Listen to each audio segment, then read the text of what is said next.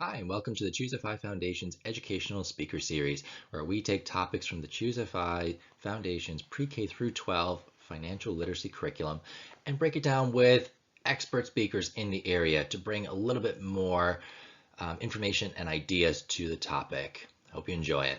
Hey everyone, this is Rob Phelan. I'm here with Robert Farrington of the College Investor blog, podcast, general advice sphere. Robert, how you doing? I'm great. Thanks for having me. This is great. Thank you so much for joining us. So, Robert, tell us a little bit about the what you do and the College Investor. Like, what is that about? Yeah, so I started the College Investor 10 years ago to honestly share my thoughts on money. And over the years, it's evolved, and I kind of have this philosophy now of helping people get out of student loan debt as fast as possible so that they can start building real wealth today and grow their net worth. And this really started from my journey to get out of student loan debt. I had about $43,000 in student loan debt.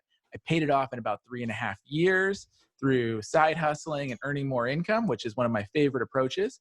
But, I also had my battles. I had my loan servicer mess up my payments at one point in time, and I had to go to battle there. And sharing these stories over time really resonated with readers. And so I really dove into the subject of how to help people with the complex world of student loans. And here we are today.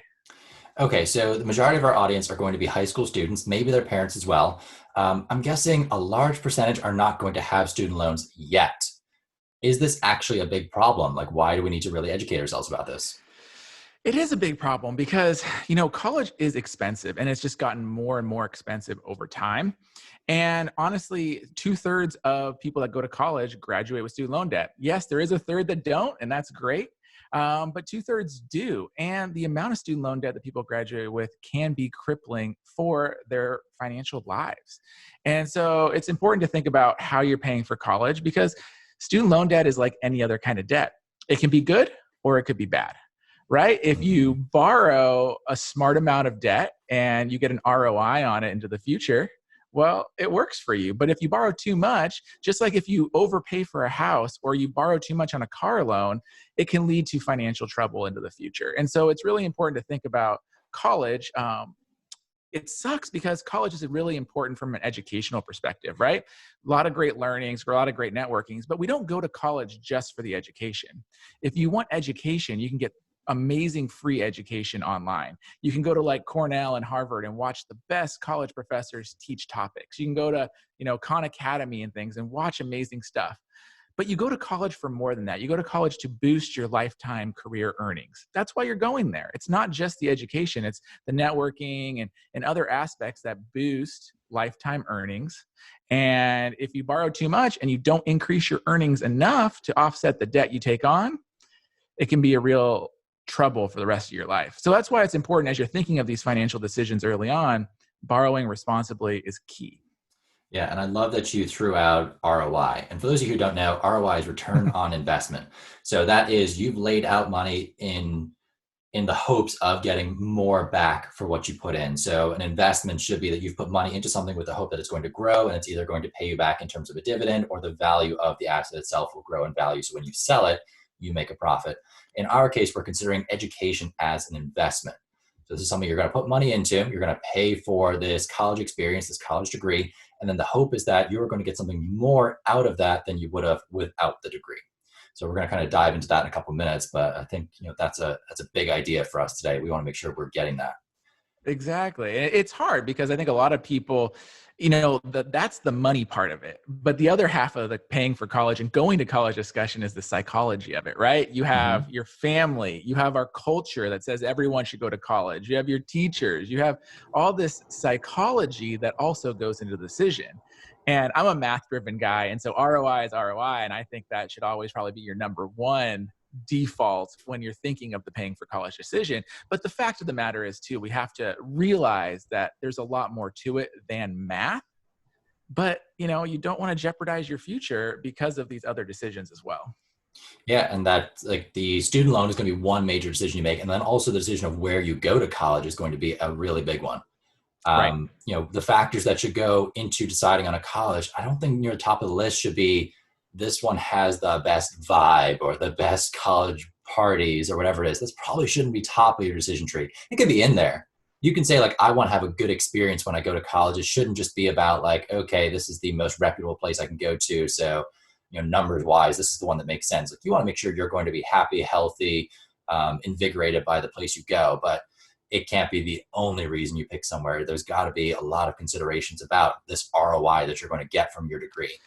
100%. And it also takes some looking into the future, which is very hard when you're 17 or 18 years old. What do you want to do with your life? Right? So to figure out your ROI, you also have to have some kind of idea on a career or a field you want to get into. And yes, you've picked a college major, but let's be frank, most people don't end up doing the same thing they went to college for. They went into something, tangential to it. So it's important to think about what you want to do in your future, what career choices. Do you want to go into engineering? Do you want to go into something more, like education, a soft skill, liberal arts type thing? Or do you want to go into something very technical, engineering, or even medicine, something like that? So you've got to have some general ideas of where you want to go to factor into this ROI decision.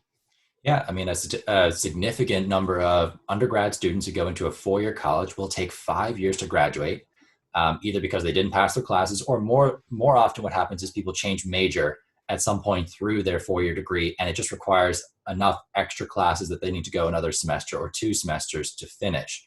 Right. So like, when we just think about the cost of college, like, that is something that can be a really big impact if we're talking hundreds of dollars per credit.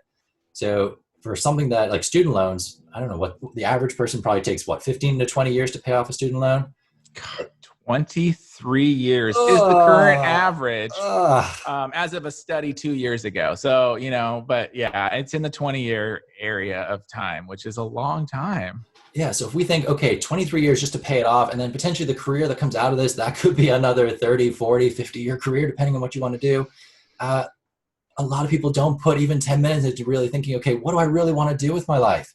What career do I really want to have? Do they go investigate all these different options? Do they think about the college choice more than just like, oh, this is where my parents went, or this is where my best friend's going, or even worse, this is where my boyfriend or girlfriend is going. Like, put a little bit more forethought into the beginning of this process, and it will just save you money in the long run, never mind the cost of student loans, which is what we really want to talk about today. Yeah, totally. All right, so let's talk about the cost of a degree. Yep. So we're picking a college, and remember, every college is going to be different in terms of how much they charge per credit. So if a 3-credit class is needed to get a certain part of your degree, there's going to be a cost per credit typically. Those will change depending on what college you're in. So that will affect the overall cost of the degree. How much should we be paying roughly for a degree? Like, is there a blanket number? Is there a rule we should follow?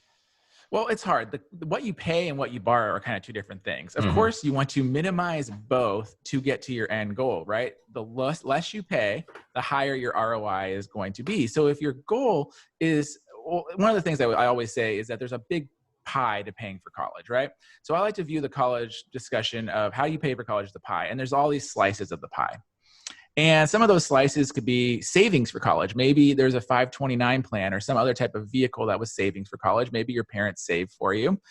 Maybe you're going to pay with current income. So your parent is still probably working. Maybe the student's working. Summer jobs, working through college. And so those can go to the pie slices. Then you can apply for scholarships. You can apply for grants. Those things will add to the pie slices. And then you get to borrowing. And ideally, the borrowing should be a smaller slice of the pie than everything else. But in reality, it's not. It's usually a large piece of the pie. But the goal is that you should never borrow more than you expect to earn in your first year after graduation. So let me phrase that to you a little differently. Let's say you want to be a teacher. Well, teachers earn in this country maybe $35,000 to $40,000 a year, starting year one, right? Depending on where you live. It's not a lot. But if you want to be a teacher, don't borrow more than that. It's a very good way to ensure that you have ROI. And if you want to go be an engineer, a software engineer, maybe you've Googled it, you've gone on glassdoor.com, you know that you're going to start at $55,000 a year. Well, you could probably borrow up to $55,000 a year and be safe that you're going to have an ROI. But remember, this isn't like annual borrowing either. This is like your total amount borrowed, right? Because where a lot of people end up borrowing the most isn't the tuition bill. It's all the other stuff. It's room and board and books and things like that. So when you're looking at your total cost of college too, you might be like, well, tuition's only $10,000 a year. So $40,000, I might be okay here. But what are you going to do for a living? How are you going to pay? Are you going to have to pay? Are you going to live in the dorms? Are you going to pay for an apartment? So it's all these other costs as well that add into the total cost of college that you need to think about. And that's where people get into trouble too. It's that they end up spending $25,000 to $30,000 a year, all said and done, because of all the room and board costs on top of the tuition. And then they're into it for $120,000. And all they wanted to do was be a teacher. And they're trying to service $120,000 in student loan debt on a $40,000 a year salary. And that's challenging. Yeah, I mean, that's a huge way to basically take a large percentage of your net income and it disappears into student loans every single month because you've borrowed a huge amount of money for a salary that isn't that big. It doesn't grow significantly in the first couple of years either. So like, it's not like you're going to say, oh, well, in 5 years, 10 years, it'll be better. Like teacher salaries don't typically grow super fast. So you're going to take a long time to pay this off. And it's going to be a large percentage of your take home pay every month going to this. Right. And there are things you can consider. There's programs, forgiveness programs, things like that can factor into that ROI decision depending on your career, right? So if you want to be a teacher, there's public service loan forgiveness, there's teacher loan forgiveness. So there's different programs, but you need to do the research. You need to factor that in. And then you need to have that college discussion. What's the best way to go to keep my college costs in the budget, right? Maybe I go to community college and knock out my undergraduate credits and I transfer to my state school to finish 2 years and get my credential and knock it out for a much lower cost than maybe going an out-of-state 4-year school, paying for tuition, paying for room and board, so on and so forth. It gets you to the same place. If you want to be a teacher, if you want to get to this career, you can get to the same place. It's just 2 different routes, and one is much more cost-effective than the other. Yeah, and we're going to have like a whole video on like ways to hack the cost of college and pretty much get that thing down as low as possible. So once you've made your college choice, what are the ways that we can reduce that overall cost? But just kind of getting back to that student loan side. A student loan is different to like a mortgage, or it's different to like credit card debt. So first of all, credit card debt, revolving credit, completely different type of credit to what you will get in a student loan. A student loan is an installment loan, so like a mortgage would be. But with mortgages, they have very strict criteria on how much they're going to offer and where they build this number from. Like, do you have any idea how student loans, like how do they come up with the number? They're just gonna say, oh yeah, you can borrow this amount of dollars. Yeah, so the amount you can borrow is kind of infinite in some regards. Yes, there are caps there. If you have federal student loans, there's loan limits for each year that you go to school, depending on if you're a dependent or an independent student. But if you get private loans, there's no cap. And here's the reason why. You need to remember what the collateral is of a student loan. And a lot of people don't think about this when they have the discussion. So you just talked about a mortgage, right? The collateral on a mortgage is the house. Mm-hmm. So if you don't pay your mortgage loan, they'll repossess your house and foreclose on it and you lose it. And then the bank will sell the asset and get the loan back. Well, the collateral on a student loan is your future earnings. And so there's this myth out there that student loans aren't dischargeable in bankruptcy, and they are. But the reason that most people have trouble with it is because the collateral on this loan is the ability for you to earn money in the future. And so when you think about your loan that way and you realize, if I don't pay my student loan, what are they going to do? Well, they're going to garnish your wages. They're going to seize your tax return. And there are ways to get it forgiven if you don't have any income. Let's just say you become disabled. If you're totally and permanently disabled, your loan's forgiven, right? Because they know you have no ability to earn income. And so people do get their student loans forgiven and discharged in bankruptcy. It's just very rare because the judge will do a test called the Berner test. And basically they'll look at you and they'll say, if you have the ability to earn income, well, they're not going to forgive the test because they're not going to forgive the loan because that's the collateral, right? And if you have federal loans, you have what's called income-driven repayments. And I know we're going to touch on the repayment later, but you can service this debt. So it's important to remember that the biggest differentiator of student loans is that they are a collateral on your future earnings. And so going back to our ROI discussion, you've got to factor it all together because that's what you're borrowing against. Okay. So yeah, that's the scary part, that the unlimited ceiling basically to what you can borrow versus like a mortgage. There's kind of a point where they say, all right, the risk is too high for us. We're not going to loan you any more money. one question I got from a student was, does my credit score affect how much money I can borrow from student loans or the rate that I get or anything like that? Do you know the answer to that?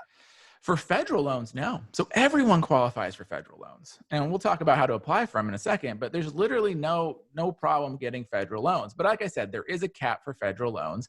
Like a first year undergraduate freshman can only borrow up to, I think, $5,500 for a dependent student and $9,500 for an independent student. But most people will be dependent students. So there's a low cap. And a federal loan does have an aggregate cap as well, which is $57,500 for subsidized and unsubsidized direct student loans. Now, you can get a higher cap for graduate students and professional loans. You can get a higher cap for grad loans and plus loans, which are parent loans. So there's a lot of other types of loans out there. But if you're a student, there's no credit, no income required, and you can borrow federal loans up to that level. However, with private loans do look at you like more of a traditional loan. And they do require credit, they do require income, or here's the asterisk, they require a cosigner, right? So when they look at you as a freshman going into school and they're like, you have no income, you have no credit, they're going to say you need someone that does to cosign your private loan, which ends up usually being a parent. Right. And so if you go beyond these federal limits, then you start having to get your parents involved or another cosigner to cosign those loans for you. And in which case, I'm sure their credit score and that sort of thing will come into play as well. So the cosigner is going to be an important person in that process. Yep, exactly. And they are also just as liable on this loan as you are. So when you graduate, if you're not repaying it, their credit will be tarnished if you don't pay or they don't pay and step in and help you. All right. So we hear in high school that you have to fill out this thing called a FAFSA to get student loans. What is the FAFSA and what information are they looking for on this application? So I always mess up the acronym, free application for federal student aid. You got right? it. I always mix up the F's in there. It's the it's the free application for federal student aid. Right, here we go. So, that is the gold mine to get any type of financial aid award. It's also how schools award you student loans, these federal student loans. So it's recommended that literally everyone fills it out because you never know what you're going to get. Maybe you'll get a scholarship or a grant from your school. But no matter what, if you need student loans, this is where you start, and this is how you get awarded federal student loans. And it's kind of like a tax return in some ways. You enter your name, your social, your address, you enter your income. You also enter your assets and your parents' assets and your parents' income and information. And it does a calculation called the expected family contribution, which anyone who's ever seen this number realizes that no family will ever contribute what's expected, but it does give you a number, and that number is what's expected for your family to contribute, and your financial aid award is based on that. And like I said, anyone, doesn't matter what that number is, anyone can get federal student loans. They might not be subsidized, which means that the government pays your interest, but everyone can get unsubsidized loans. Pretty much everyone can get a parent plus loan unless your parent has defaulted on some kind of debt, federal debt in the past. Pretty much everyone can get a parent plus loan as well. But that's how you go about getting the student loans. You fill out this application, your school gets the information, and then usually in March, sometimes February, you get an email from your school's financial aid office that says, you've been awarded financial aid. And then when you actually look at it, they're saying sign up for these loans. But that's how it works. It's like, congratulations, you've qualified for these loans. It's hard because they never say loans in the email or in the letter. They say you've been awarded financial aid, like you've been given a gift. And the gift is debt. I will say, like, it's not like maybe buying a car where you say, you know what, you guys probably shouldn't take loans out to buy your first car. Like start small, start with something you can afford, then work your way up. Like student loans and probably mortgages in the same breath. Those are sometimes things that people do need help with to be able to afford, because it will give them that leg up and that boost they need to, get those earnings going and really start building their financial future. So we're not saying like student loans are a bad thing, right? It's all, like I said, it goes back to the ROI. They can be if you overborrow, pay too much. But for a lot of Americans, they can be a good thing because college does boost your lifetime earnings significantly. All the studies, all the statistics say that. You go to college, you'll probably make twice as much over your lifetime as you would by not going to college. Like the statistics, the math over the last 70 years is all there. So it's usually a good thing. But once again, if you double your lifetime earnings, but you also doubled, like bought $1 million in student loan debt, it probably isn't going to help you, right? Yeah. So it's really important to realize that. The other thing I'd like to say is it's not always the case, but people need to realize the financial aid office at that school is kind of like the car salesman's finance person. They're trying to help you pay for school any way that you can. So realize when you're talking to the financial aid office, they might not always they're not your financial advisor. They're the school's financial aid office. So they have no fiduciary responsibility to you. They have no requirement to steer you straight in terms of how much you borrow and what kind of awards you accept. So just realize that when you're talking to them, they're trying to just get you in the door of the school. Mm-hmm. And it's important to keep that into consideration when they're saying, well, just take out Parent Plus loans. Your parents can sign for these loans. And, it doesn't matter what it costs. We can get you in a seat right now in the fall. So be very mindful of that. Yeah, you can afford it. Right. And if that's the hard part, is it's not like a mortgage where you're like, okay, this is what your mortgage is going to be. Here's what your current earnings are. We can clearly see whether you can afford it or not.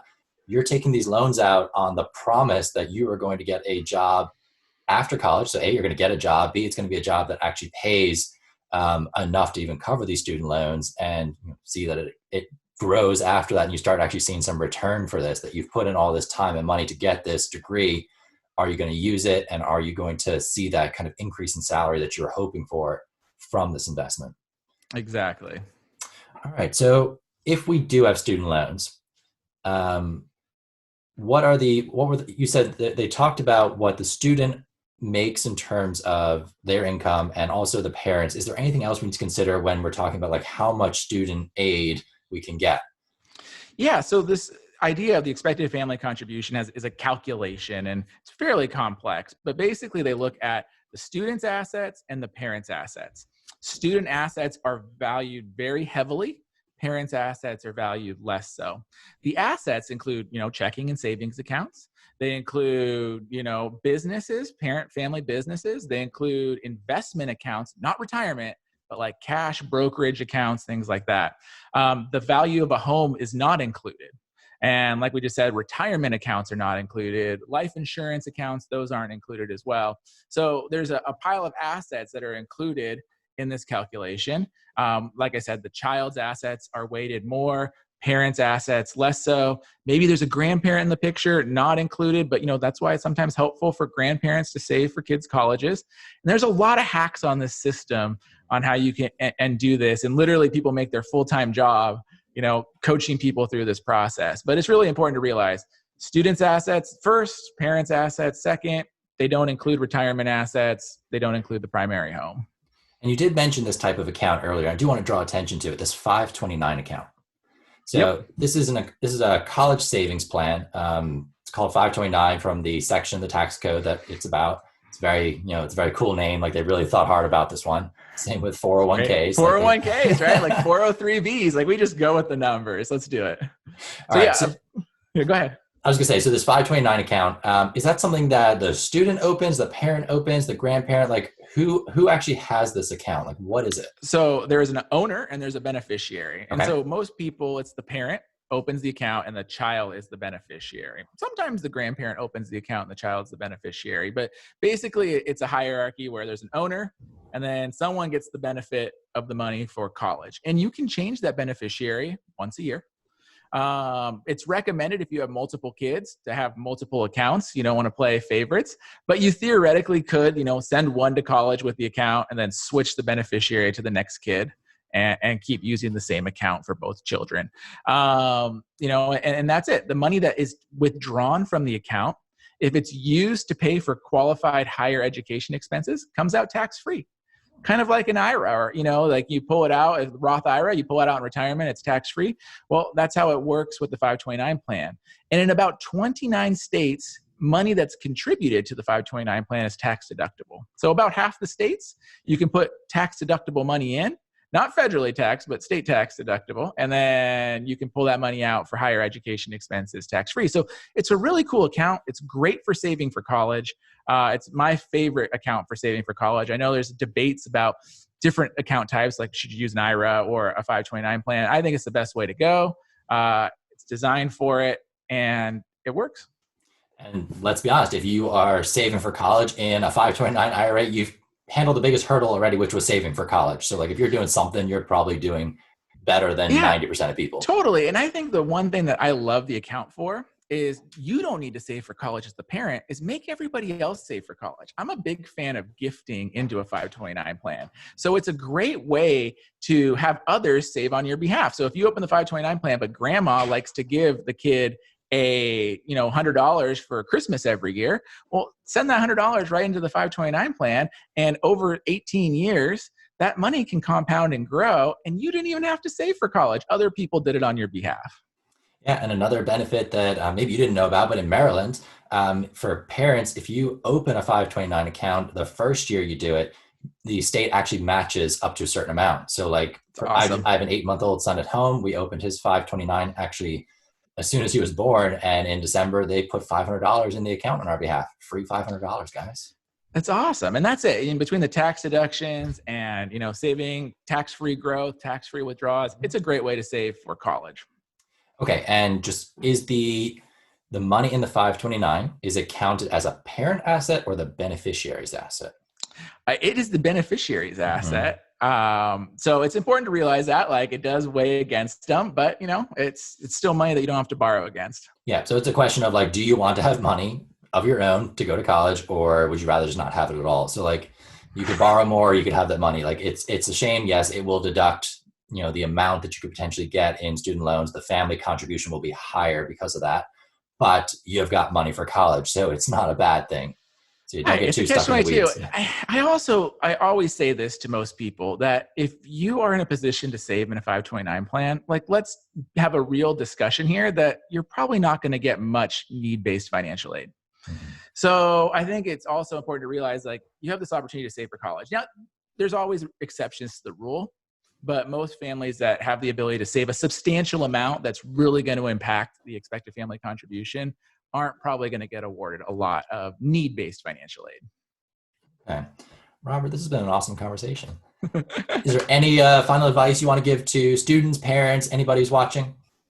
Yeah, I mean, honestly, the real truth is just think about ROI. I know there's a lot of psychology, a lot of like hearts are set on going certain places, but don't jeopardize the next 20 years of your financial future just because you want to go to a certain school. Honestly, a year or two after graduation, nobody cares where you went to school, and nobody will care for the rest of your life. Yeah. I have never had anyone ask where you went to school, what your degree was for, whatever, because after year one or year two, it becomes about what you can do for your employer, what your job skill set is, what your abilities are. Has nothing to do with it. So I would say like 95% of careers, that is probably the case. There's probably a small portion where you can say, okay, you know what, there's a benefit to going to an Ivy League school, either for the networking perspective or, the plaque on your wall actually does mean something, like maybe lawyers, doctors, I don't know who actually would. Mine as a teacher, nobody cares what name is on that degree.